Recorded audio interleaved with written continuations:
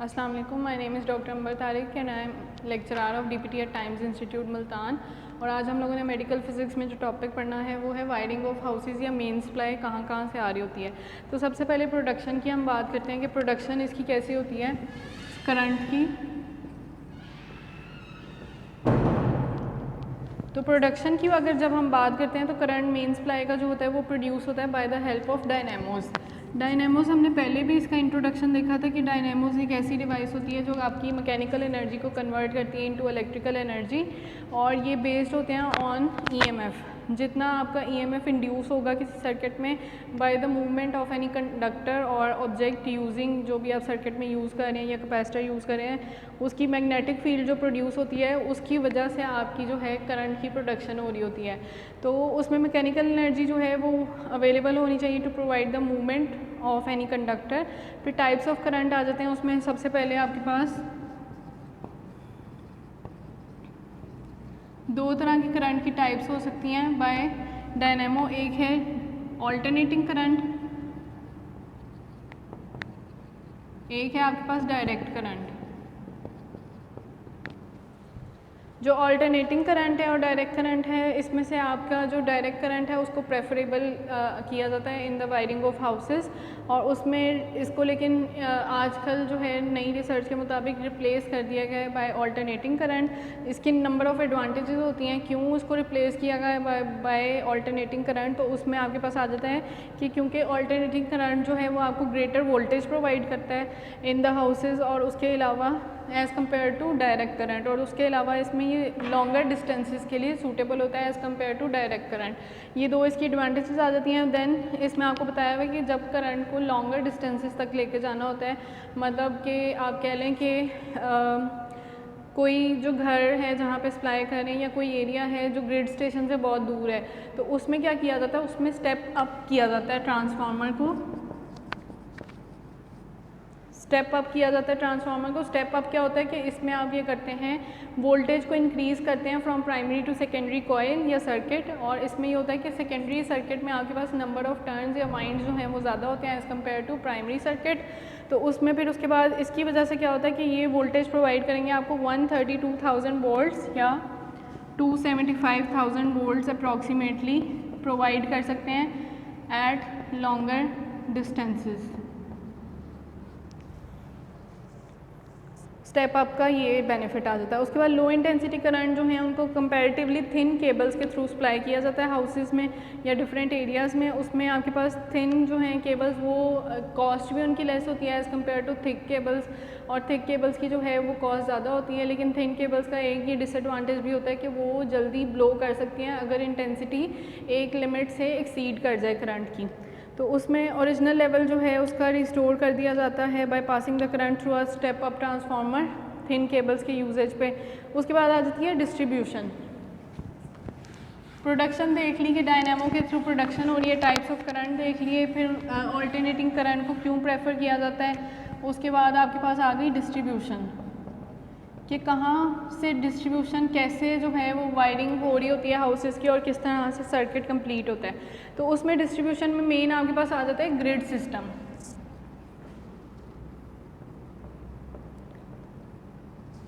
अब grid system की हम अगर डायग्राम की बात करें तो हमारे पास इसमें कॉइल्स ऑफ डायनेमो जो यूज़ होते हैं उसमें 3 तरह के लूप्स हम यूज़ करते हैं।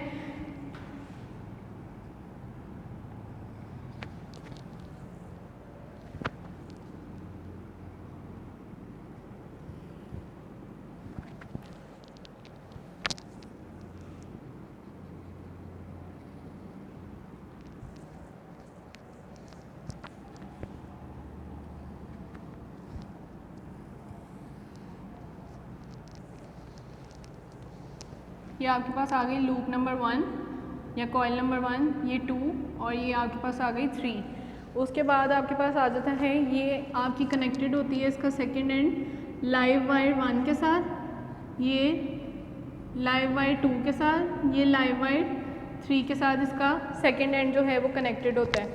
इसको आप इस तरह भी कर सकते हैं कि ये लाइव वायर 2 ये लाइव वायर 3 हो गई।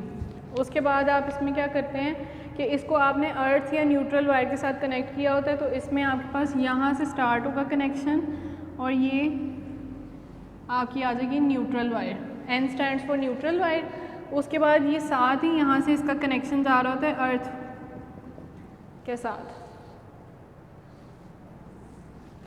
देन आपकी इसमें आ जाती हैं यहाँ पे कैपेसिटर या कंडक्टर लगे होते हैं, 3 कैपेसिटर लगे होते हैं या 3 कंडक्टर्स कह लें। पैरेलल में आपके पास C,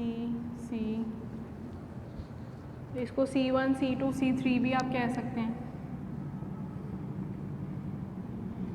इस तरह से ये आपके पास ग्रिड सिस्टम या आप कह लें कि ग्रिड स्टेशन पे इस तरह की कंस्ट्रक्शन होती है। ये आपके पास आ गए कॉइल्स ऑफ डायनेमो या ट्रांसफार्मर, उसके बाद ये आ गई फर्स्ट लूप, ये आ गई सेकंड लूप, ये आ गई थर्ड लूप या कॉइल। उसके बाद ये तीनों जो हैं एक तरफ से आपस में कनेक्टेड हैं, दूसरी तरफ से आपके live wire 1, live wire 2, live wire 3 के साथ कनेक्टेड हैं। देन ये तीनों इकट्ठे आके न्यूट्रल वायर के साथ एक तरफ से कनेक्टेड हैं और उसके बाद करंट को अर्थ फ्री करने के लिए अर्थ के साथ इसका कनेक्शन सेटअप किया जाता है और यहाँ पे आपके पास कंडक्टर्स जो हैं वो लगे होते हैं जो आपको करंट को फैसिलिटेट करते हैं to pass from one point to another. तो इसमें आपके पास आ जाता है, ये इसकी कंस्ट्रक्शन हो गई। इसमें आप 240 वोल्ट्स जो है वो कॉमनली यूज़ होता है, फ्रीक्वेंसी 50 साइकिल्स पर सेकंड हो सकती है। देन आपकी ग्रिड सिस्टम की एडवांटेजेस क्या होती हैं, क्यों इससे ये होता है कि ऑल एरियाज़ जो है ना, मतलब सारे एरियाज़ जिनको ये सप्लाई कर रहे हैं वो सेम वोल्टेज और सेम इंटेंसिटी जो है उसको सप्लाई करेगा।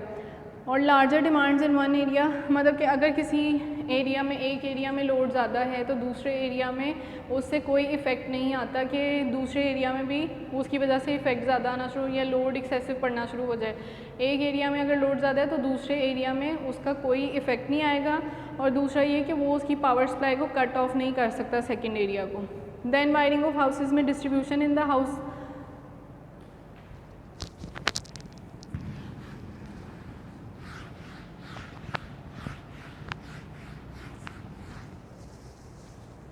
देन आपके पास आ जाता है वायरिंग ऑफ हाउसेस में डिस्ट्रीब्यूशन इन द हाउसेस।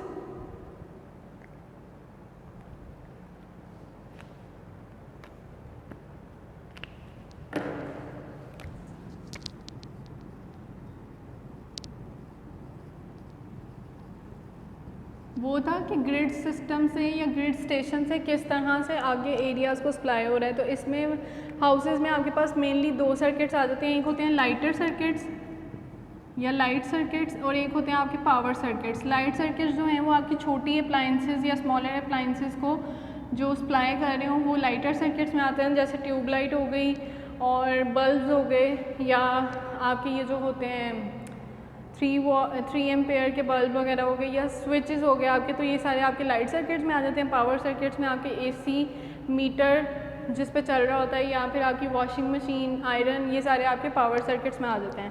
तो इसमें आपके पास इसकी कंस्ट्रक्शन हम देख लेते हैं कि किस तरह से होती है या किस तरह से सप्लाई आ रही होती है हाउसेस को। तो उसमें आपके पास ये लाइव वायर आ गई, आगे आपके पास मतलब ये आपके पास वो समझ लें कि यहाँ ग्रिड सिस्टम जो है वो ख़त्म हो रहा था। जो हमने कनेक्शन बनाया था ग्रिड सिस्टम में कि ये लाइव वायर 1 है, ये लाइव वायर 2 है, ये लाइव वायर 3 है। तो यहाँ से लाइव वायर से ही कनेक्शन स्टार्ट होगा हाउसेस की वायरिंग का। आगे लाइव वायर के आगे आपके पास आ जाएगा फ्यूज़।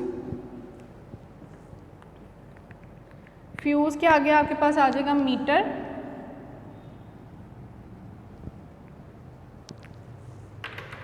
और मीटर के बाद आपके पास आएगा, यहाँ आ जाएगा मेन स्विच।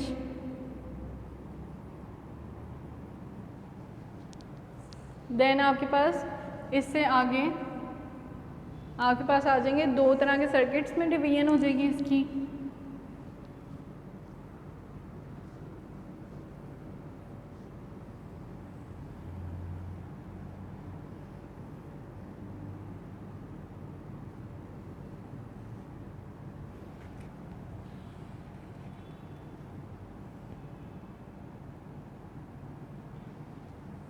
ये आपके पास आ गए light circuits and these are power circuits जो लार्जर अप्लायंसेस को सप्लाई करते हैं। तो ये आ गया live wire fuse meter, then main switch, फिर आगे आपके लाइट सर्किट्स जो आपकी लाइट्स वगैरह को सप्लाई कर रहे हैं। ये आ गई आपकी न्यूट्रल वायर। न्यूट्रल वायर आगे जाके यहाँ पे आ जाएगा स्विच या मेन स्विच, और ये आपकी डायरेक्ट जो है वो पावर सर्किट्स को सप्लाई कर रही होती है। इस तरह से ये इसकी सर्किट डायग्राम आ जाती है।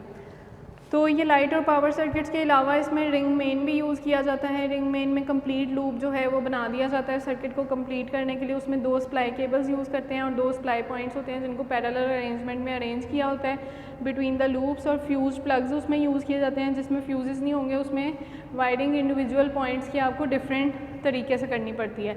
इसमें कॉमनली 30 एम्पेयर का फ्यूज़ यूज़ किया जाता है on the live wire entering the ring, और ये केबल जो है वो कैरी करती है current from the both sides of the loop, और दोनों वायर्स जो हैं each of the wires can carry at least 15 Ampere's, मतलब 30 एम्पेयर्स का जो फ्यूज़ यूज़ कर रहे हैं उसमें जो 2 वायर्स होंगी, एक लाइव वायर एक न्यूट्रल वायर, वो दोनों इक्वल करंट जो है वो कैरी करेंगी, मतलब 15 एम्पेयर्स, उसका हाफ हो जाएगा।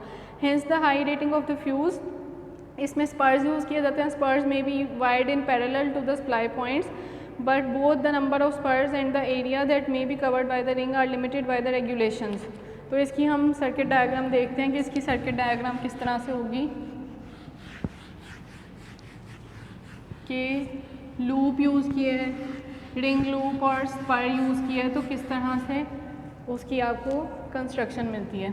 तो ये आ गई आपके पास लाइव वायर, ये आ गई आपके पास न्यूट्रल वायर। उसके बाद आपने ये दोनों आपके पास हो गई सप्लाई केबल्स हैं, ये आपके पास जो किसी भी अप्लायंस को या आपकी हाउसेस में जो है सप्लाई प्रोवाइड कर रही है। ये आ गया आपके पास फ्यूज़ जो कि 30 एम्पेयर का आपने लिया था।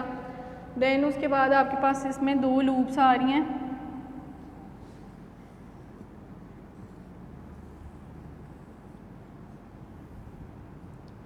ये 2 लूप्स आ गई आपके पास। ये होगी आपकी फर्स्ट लूप जो आउटर लूप है, ये आपकी इनर लूप जो है वो सेकंड लूप या इनर लूप आप उसको कह लें, सेकंड लूप और इनर लूप। देन आपके पास इसमें आ जाएगा, यहाँ पे आपके पास इसमें आ रहा है स्पर जिसको एस से डिनोट किया हुआ है, और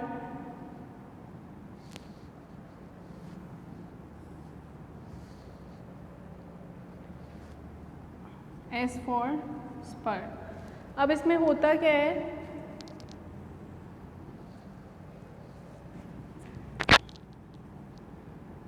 फ्यूज़ जो है वो आपने कनेक्ट किया लाइव और न्यूट्रल वायर दोनों के साथ, और फर्स्ट और सेकंड लूप को सप्लाई केबल न्यूट्रल वायर के साथ ही सिर्फ कनेक्ट किया गया है। सेकंड लूप में जो है वो स्पर आपके पास लगा हुआ है। स्पर क्या करता है, वो इलेक्ट्रिकल सप्लाई प्रोवाइड करता है टू द सॉकेट, यानी जो आपका स्विच आप किसी सॉकेट में लगाते हैं उसको इलेक्ट्रिकल सप्लाई प्रोवाइड करता है स्पर फ्रॉम अ रिंग।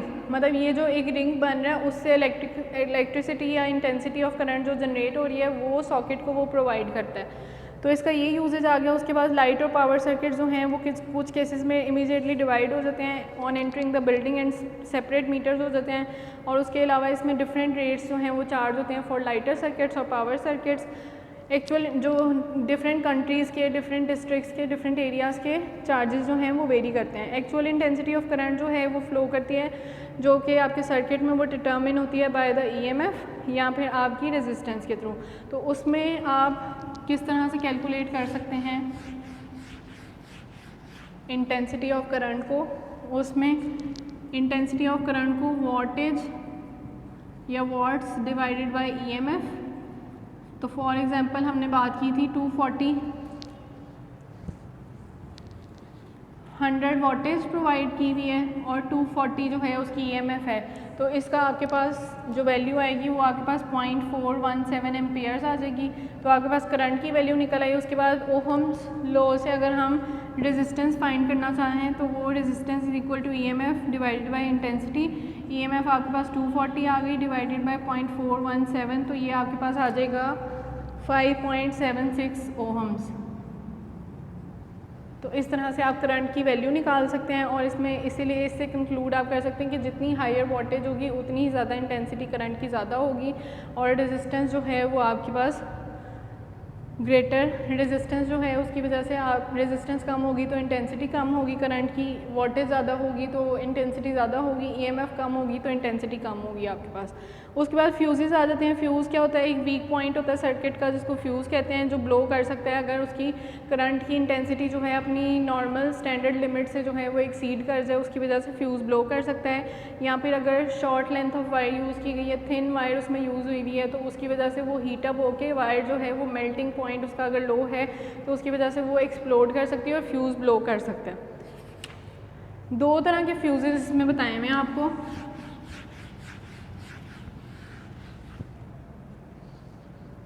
एक सिंपल फ्यूज़ होता है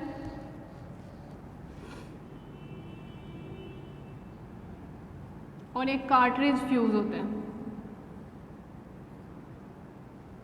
सिंपल फ्यूज़ की अगर हम बात करें तो उसमें ये सिंपल जो वायर है वो कनेक्ट होती है मेटल प्लेट से और ये आगे आके मेटल ब्लेड्स बनाती है और वो जो है आपके सॉकेट में, मतलब वो जो सॉकेट में आपको किसी स्विच में टांगे जो उसकी मेटल की होती हैं तो वो आपके ये दोनों जो हैं लेग्स उसकी वो सॉकेट में फिट हो जाती हैं। ये सिंपल टाइप है कि इसमें वायर जो है वो मेटल से कनेक्टेड होती है और अल्टीमेटली वो बाहर आ रही होती है। इसमें एक लाइव वायर होगी, एक न्यूट्रल वायर होगी। और कार्ट्रिज फ्यूज़ में ये होता है कि आपके पास ये मेटल ब्लेड्स के साथ जो है कनेक्टेड, इसमें एक ग्लास ट्यूब होती है जिसके अंदर फिलामेंट ऑफ वायर होता है और वो इस तरह से आपकी आगे सॉकेट बना रहा होता है, तो इसको कार्ट्रिज फ्यूज़ कहते हैं।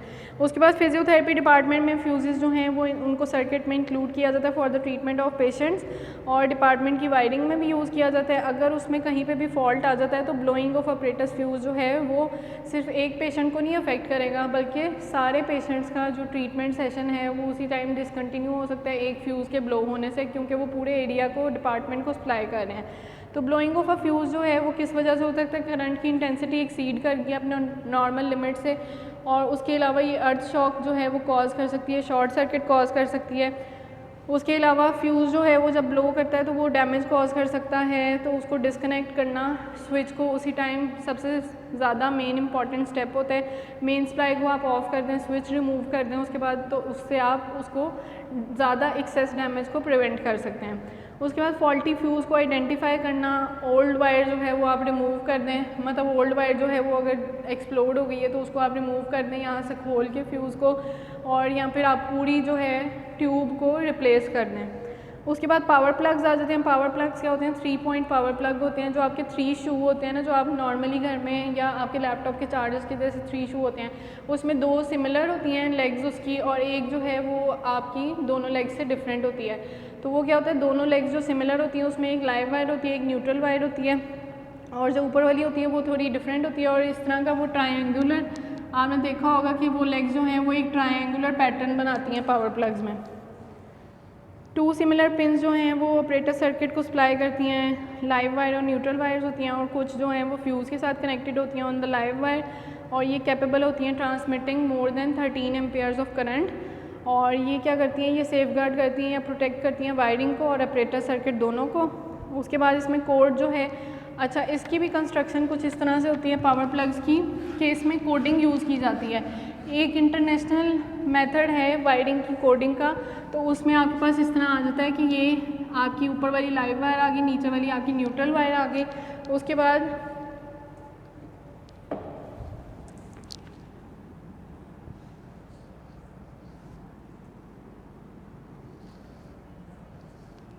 ये आपकी अर्थ के साथ कनेक्ट हो गई। देन यहाँ पे ऑपरेटर्स केसिंग आ गई। ऑपरेटर्स केसिंग में ये दोनों इस तरह से कनेक्ट हो गई यहाँ पे, और ये आपके पास इस तरह से आ गई अर्थ के साथ इसका कनेक्शन ऑपरेटर्स केसिंग का। तो इसमें उन्होंने वायरिंग का कोड दिया हुआ था। जो आपकी लाइव वायर है उसको आपने ब्राउन कलर, और जो आपकी न्यूट्रल वायर आ रही है वो आपकी ब्लू कलर से डिनोट होती है, और जो आपकी ये ऑपरेटर्स केसिंग के साथ आती है उसको येलो कलर से इंटरनेशनली जो है वो आइडेंटिफाई आप कर सकते हैं, येलो कोडिंग। और ये जो है न्यूट्रल वायर से अर्थ के साथ डायरेक्टली कनेक्टेड होती है, उसको आप ग्रीन कलर देते हैं। तो उसके बाद आपका जो कोड फॉर्मली पहले प्रीवियसली यूनाइटेड किंगडम में यूज़ होता था, उसमें रेड जो है वो लाइव वायर के लिए यूज़ किया जाता था, जो अब रिप्लेस हो चुका है ब्राउन कलर से, और आपका ब्लू या ब्लैक जो है वो न्यूट्रल वायर के लिए यूज़ ही होता था, जो सिर्फ अब ब्लू से रिप्लेस हो गया है। और आपका ऑपरेटस केसिंग का जो है वो ग्रीन या ब्राउन से, सॉरी ये जो है न्यूट्रल वायर का अर्थ के साथ कनेक्शन, उसको ग्रीन या ब्राउन से कोड किया जाता था, जिसमें सिर्फ अब ग्रीन से रिप्लेस कर दिया गया है। और ये आपकी कलर कोडिंग होती है, जब भी मतलब आप कोई पावर प्लग खोलते हैं या कोई फ्यूज़ खोलते हैं ठीक करने के लिए, इलेक्ट्रिशियन भी खोले तो उसमें वो कलर कोडिंग से आइडेंटिफाई करता है कौन सी लाइव वायर है, कौन सी न्यूट्रल वायर है और कौन सी अर्थ के साथ कनेक्टेड है।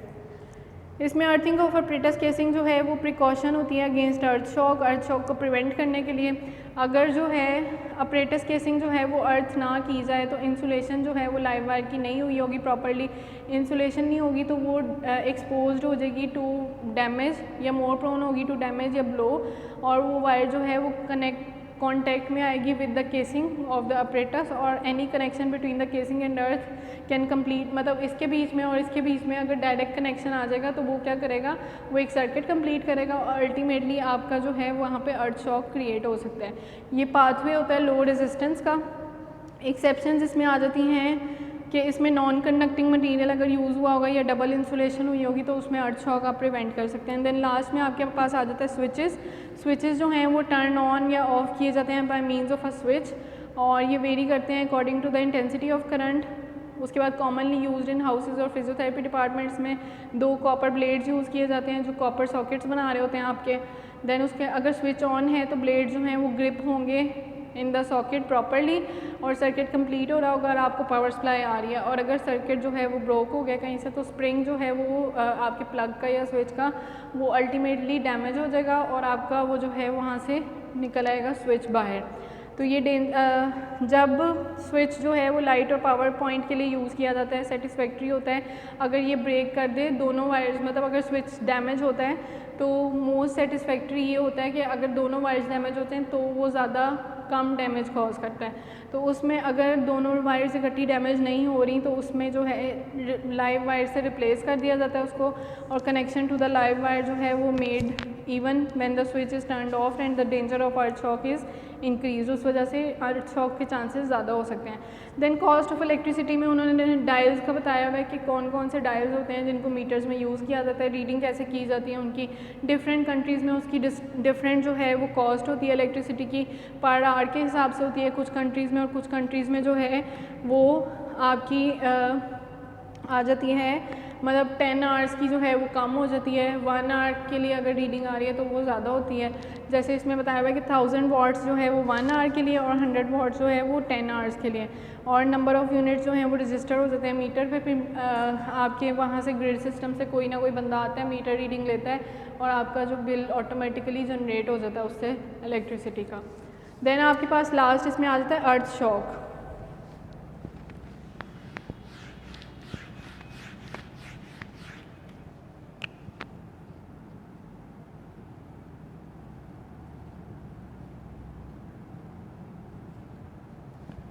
अर्थ शॉक क्या है? अभी हम लोगों ने पढ़ा कि अर्थ शॉक जो है वो shock due to connection between the live wire of the main and earth. अगर लाइव वायर ऑफ द जो मेन सप्लाई है और अर्थ के बीच में डायरेक्ट कनेक्शन जनरेट हो जाता है तो उस वजह से अर्थ शॉक आपका जनरेट हो सकता है। तो इसमें सबसे पहले हम अर्थ सर्किट की बात करेंगे।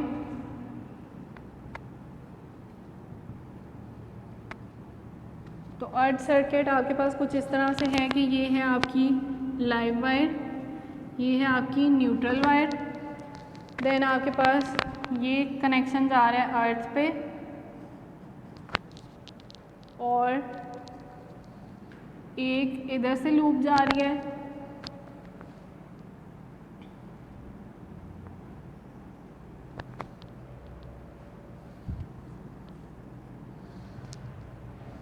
एक कनेक्शन अर्थ पे इधर से जा रहा है,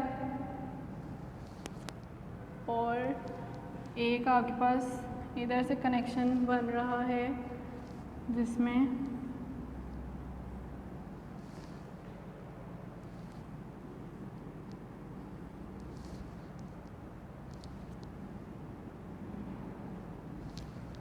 इसको उन्होंने ए का नाम दे दिया, इसको बी का नाम दे दिया।